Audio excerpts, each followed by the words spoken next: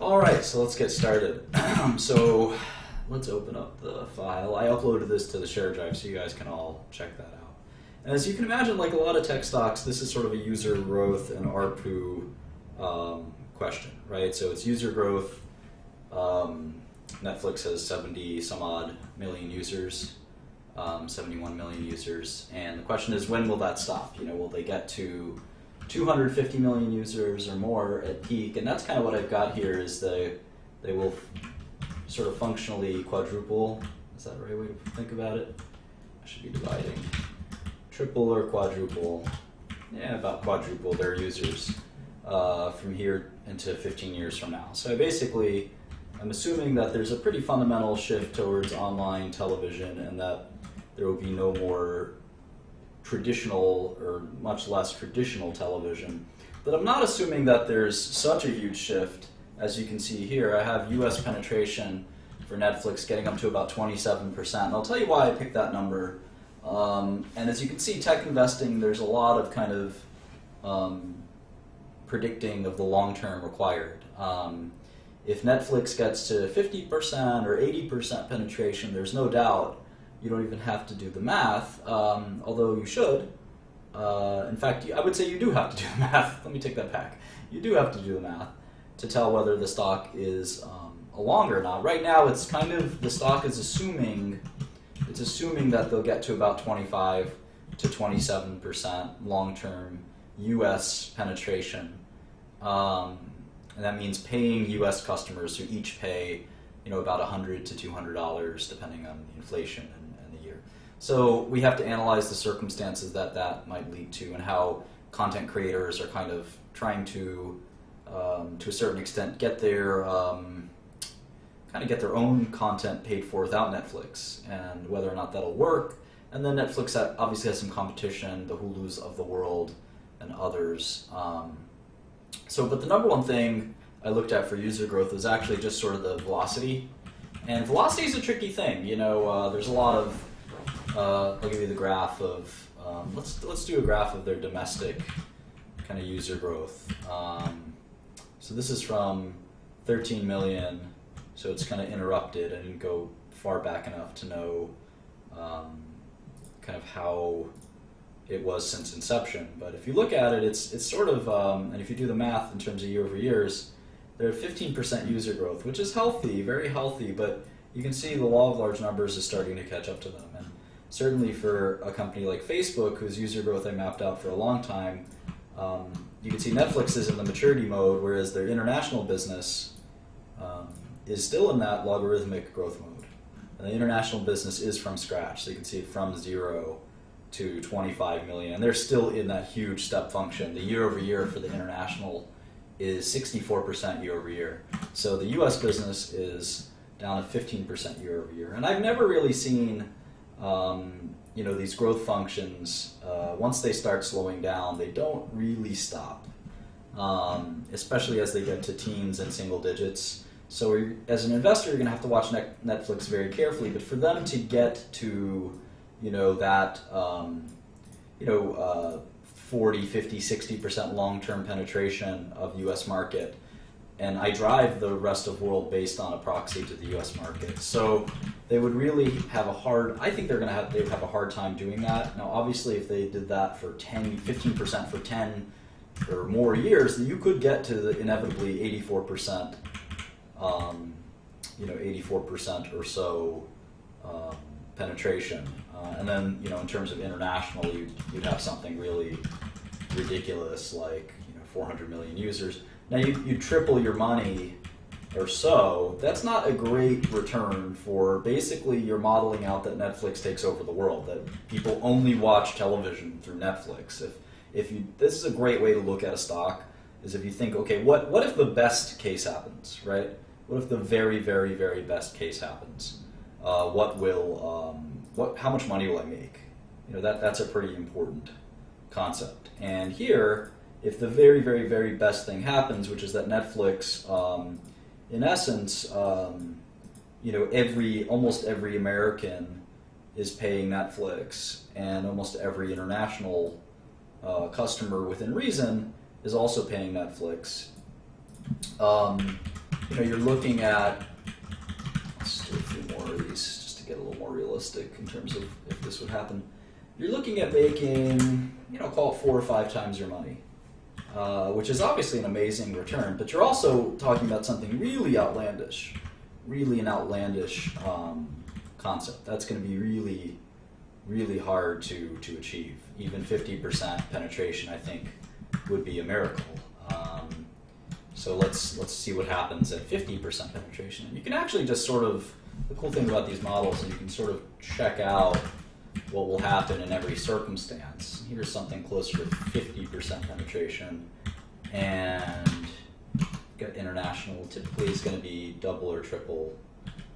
All right, so this is a pretty sanguine outlook as well. If they got to this level, you would triple your money. It's a $100 stock now, it would be worth $300, and that's if they got half of America and half of maybe the rest of the world to, or at least the kind of industrialized rest of the world, to become paid users of Netflix. So basically, if we just take some notes here,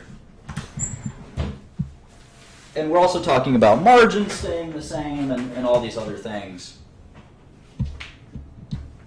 So let's jot this down in my notepad. Bear with me for 2 seconds. All right. So let's see. So we said that if they get 80 to 90%, so this is penetration, user penetration, just say. Stock is $450. If they get 50% penetration, it's $300. If they get 25% penetration and keep it, it's about $100. Now this is where it's at right now. So the stock price, at least, their penetration in the US is paid about 15%. As of last quarter is 14%. So the stock is assuming that they go from at least 14% to 25% for it to be worth even $100. And that's no small thing, right?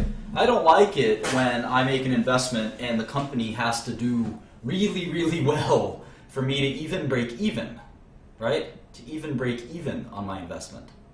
That's not a value investment most of the time, right? Value investment, the way I look at it, is the company can, this is an old Warren Buffett saying. He used to say, I like to own businesses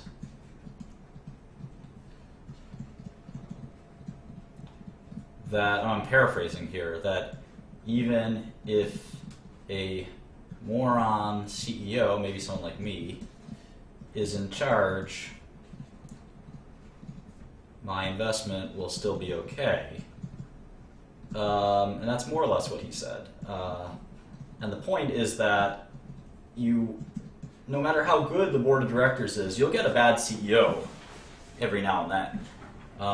It's not it's just sort of the nature of the beast. And in tech especially, you're gonna, especially if you're hoping on some long-term impact, they're not gonna go from 14% users to 25% users overnight.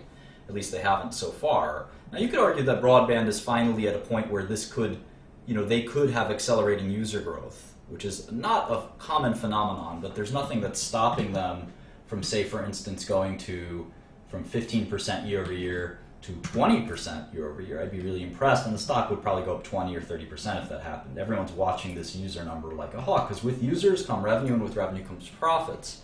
And if you pay attention to the near term, Netflix isn't making money. In fact, if you look at their cash flow statement, they lost probably $300 million last quarter. On a GAAP basis, they made $43 million. On my adjustments, they lost about $50 million. Obviously, a company that loses money over the long term is worthless.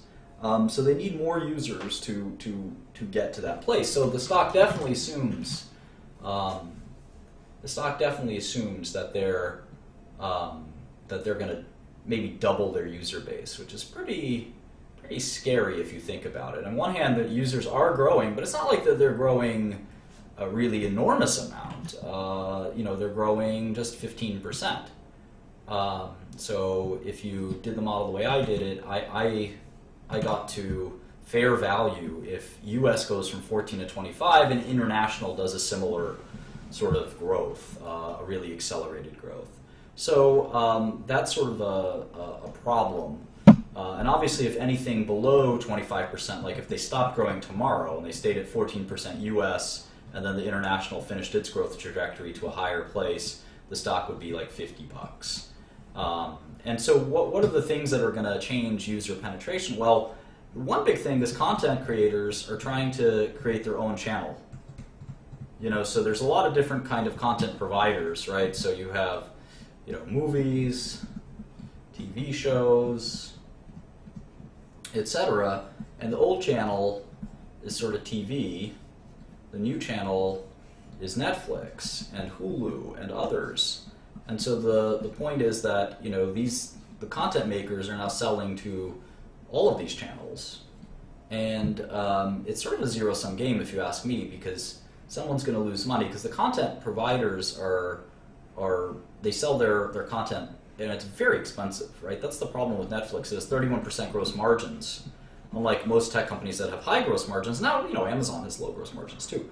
But the point is that content they can't really leverage the content, or it's unlikely that they'll be able to leverage content. As you know, with Making a Murderer, they are getting into the content game themselves. So it's So they'll occasionally make their own content, but obviously I think the content business has its own issues. Is Netflix going to be as good at content creation as they are about content delivery? The reason Netflix is popular is they have an install base, so people like Netflix, they talk to their friends about it. It's a great sort of user interface, etc. One amazing thing that I saw is that they are the number one in bandwidth. They are the number one bandwidth occupier, if you will, in the United States, which is pretty incredible. They have a number of cool things, content that they've got. Maybe that's their quote-unquote edge. But there's companies like NBC, CBS, and these companies have been in the content business for a heck of a long time. And if you look at their market caps, take some of these, the very biggest companies, let's say CBS, which I think is a $25 billion company, right? So if you look at Viacom, it's another sort of content media company. It's a $15 billion company. These guys create all of the content. Netflix is just the portal for it. I'm not trying to say that the portal is not valuable. The portal is valuable, but there's Hulu, there's Amazon. There's no shortage of competition. At the end of the day, all you really need to create a Netflix or a Hulu or an Amazon on demand is just simply cash, right? The servers and all of that are kind of, at the end of the day, pretty commoditized. So I wonder if this is really the business of the future, or if you look at kind of the same way cable started, right? Cable went to 90% or so penetration in the United States, and along the way, all of the companies, the Comcasts, if you study the history of cable, this is a good proxy, I would say. In fact, we'll make that as homework. The history of cable television. You had the Comcasts, the Clear Channels. Well, Clear Channel was more radio, so let's see. You had the Comcasts and the Time Warners, and in New York area we've got Cablevision. And then you had, remember, these companies were all born from other companies through mergers. So let's look up a few of those mergers. Maybe this will work.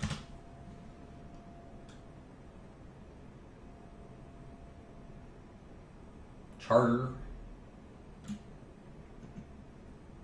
DirecTV,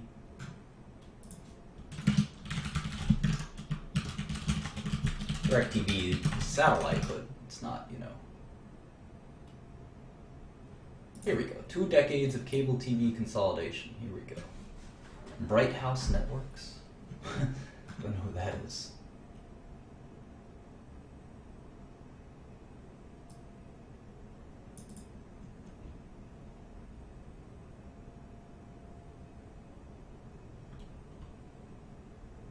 Mediacom. That was a big one. Cox was the huge one. Charter, Bright House, Dish.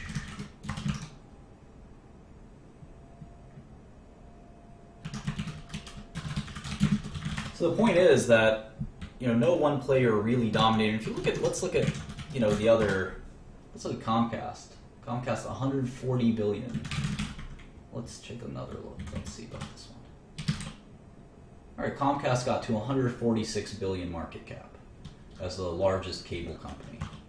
So if you think about Netflix becoming like that,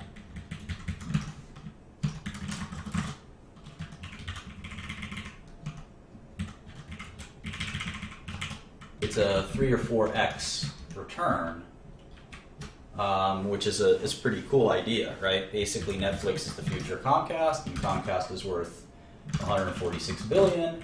The problem is that I think that if you look at Comcast's growth and market cap, it's mostly been driven by acquisitions. You know, the stock price hasn't really gone up. Let's take a look if I'm right about that. Well, let's see. Yeah, it's gone up, but only really in the last 5 years. Let's go back even further. Yeah, from the 90s, 99 to 2010, it was pretty flat, but yeah, I like this idea. Maybe I'm being too skeptical of Netflix. Let me see if I can find cable penetration.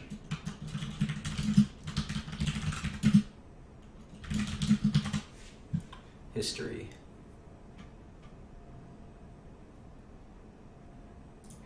%84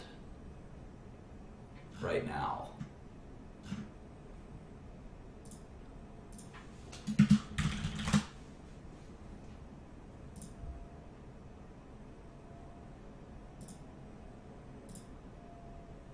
So radio,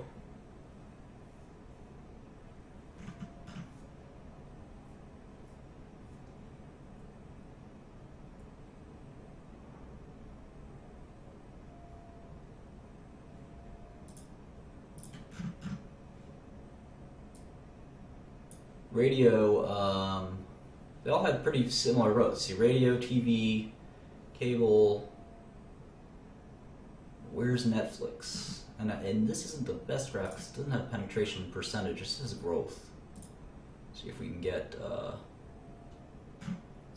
it a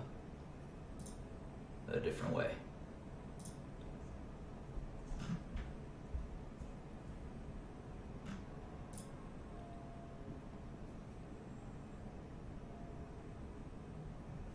Does this look accurate?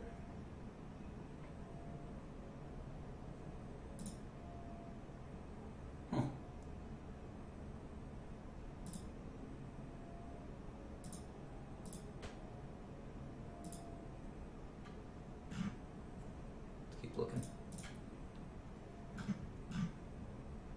This looks pretty good.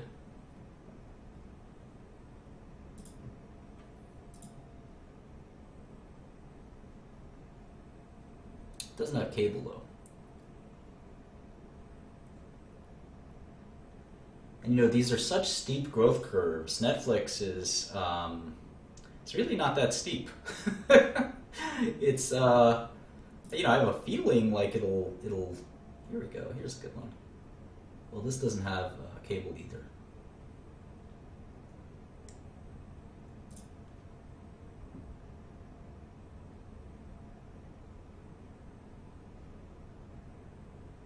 Yeah, cable was pretty slow if you look at this graph.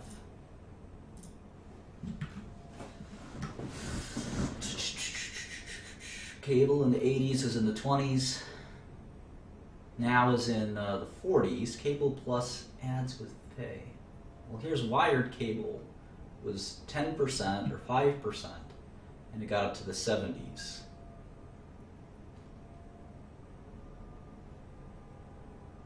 Or the 80s if you look at sort of this. Yeah, Comcast is a diverse company. That's a good point. That is a good point.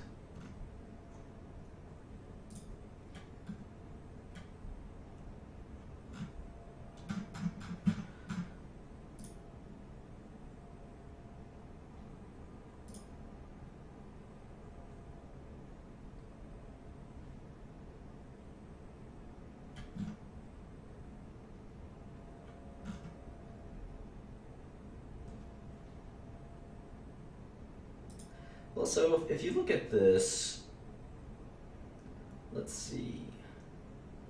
Let's get a couple of things down. So let's see. According to this, in 1978 there was 18% cable penetration, and in 1990 it was 60%. So right now Netflix is at 18% penetration. If they can get from 18 to 60 in just 12 years, I can tell you that that's a pretty good number. That's 11% growth for 12 years, in essence.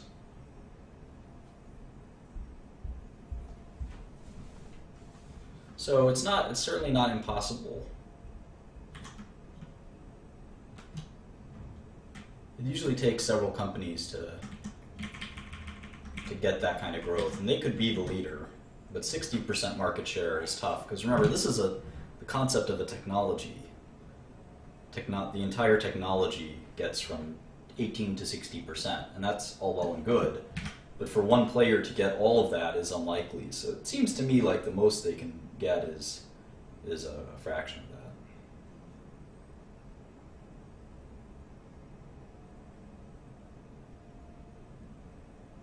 That's an interesting point, Jason. All right, so this is sort of how I came up with my model. I think there's a lot more to be thought about. Again, a lot of tech investing is pretty philosophical. Are you going to get from point A to point B? I think there's a lot of risks here, because if you look at the last couple of quarters of growth, the U.S. growth numbers are starting to really flatten out. Now, again, even if it stays at 10 or 15% a year for a long time, I think they'll be fine. But I also don't, you're not going to get a gigantic return unless they sort of have some unique new service.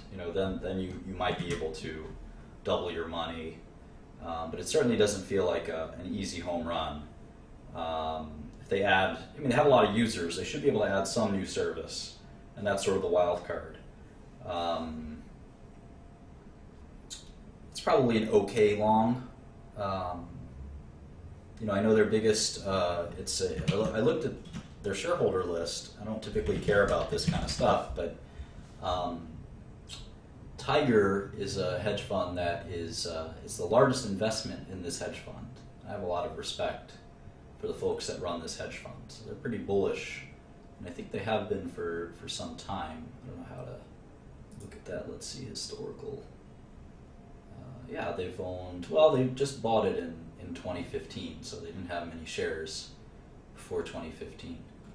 I know Carl Icahn was a big fan, but I think he might have sold his Netflix. And I don't really care about other shareholders, but the discount rate of 7% I thought was okay. Pretty fair. But the more I look at it, I think it's pretty reasonable that they'll continue growth for some period of time. It's possible that they reaccelerate growth. That's what it'll just sort of be very important to watch, and see what happens.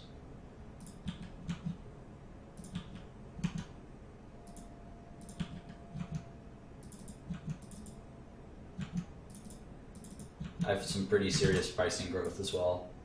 I guess the biggest thing that I'm fearful of is content providers creating their own content websites.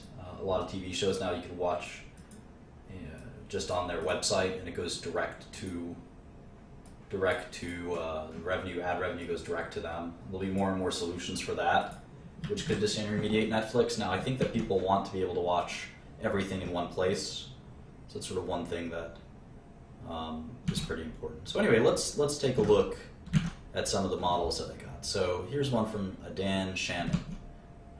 Let's see. Okay, so this is just the front page is pretty crappy. First, you want to make it all readable so you can actually read it, right? You don't want to have to look around. So the other thing is everything I like in Arial and in font 10. So this is sort of a mishmash of stuff that isn't very easy to look at. Like I don't even know where to start. All right, company Netflix, TV, movie, documentary, streaming. Okay, guess so. Competing against many activities during downtime. Example: books, video games, and movie theater. All right, that's reasonable. It is entertainment competition. Let's see if you got the shares outstanding right. Well, the shares outstanding is where you would put this, right? Because that's where the market cap is just multiplying the two. The shares outstanding is where you want to mark what quarter you got it from. Same thing with cash and debt, whereas enterprise value is just the subtraction addition of the two. You got all the numbers right, but the formatting is wrong. You want no decimal points, because if you have decimal points for this one, but you don't have decimal points for that one, that doesn't really make any sense. It's kind of hard to read. You want them all sort of the same. Stock price, obviously, you're going to have 2 decimal points. But the others, there's no need to know that there's $2,310,000,000 and $390,000. It's just $2.310 billion. I like that you took the notes here, but I think you should just take these notes and put them in the model. Like, it added 3.6 million users in Q3. I don't know why you need that. You could just put that in the user numbers in here, right? And you have them in here, so there's no need to take that note, if that makes sense. Let's see. This is pretty interesting. So 40% contribution margin by 2020. Now, contribution margin is different from margin, but I think that they mean 40% margin. It's hard to tell. If they got to 40% margins, I don't think that's what, maybe it's what they mean. Let's take a look. Obviously, if they got to higher, I have them at, let's take a look. I don't have them getting anywhere near that kind of margin. So I got them getting to 25% margins. So if they got to 40% margins, then the stock would definitely be along. I just wonder if, the problem is all their content costs quite a bit. Contribution margin generally means what does new revenue, how much of it goes to the bottom line. So let me show you what that looks like. So what that means is that if you subtract these two, so that's an increase of revenue of 1.354 billion, how much does operating margin increase? And here operating income is 400 million, so the contribution margin is 28%. So let me show you. In fact, we can actually make a contribution margin line. So this is a kind of complicated concept. It's not that complicated, but a lot of companies don't use it. But in this sort of user and sub business, you kind of want to do it. So contribution margin it's a measure of kind of efficiency and fixed costs, spreading revenue over fixed costs. So contribution margin is just simply revenue new minus revenue old, and this is all sort of like this: operating income new minus operating income old. So this is what contribution margin is. And the concept is that your fixed costs, you're going to build this business and this big fixed costs, and incremental new users, incremental revenue is not going to change the fixed costs. There's not going to really be any change relative to large increases in revenue. That's why this business model is an exciting idea. I think the problem is if the content sellers basically say, look, I I noticed your users went from 40 million to 100 million. You've got 100 million people watching my stuff. I want 2.5 times the cost. So I don't know that their margins are really going to grow that much. It would seem difficult. Now Netflix could also say, with that kind of power, they could sort of say, well, we got a lot of users, and you know what? I'm going to show a different network than your network because I don't need you guys.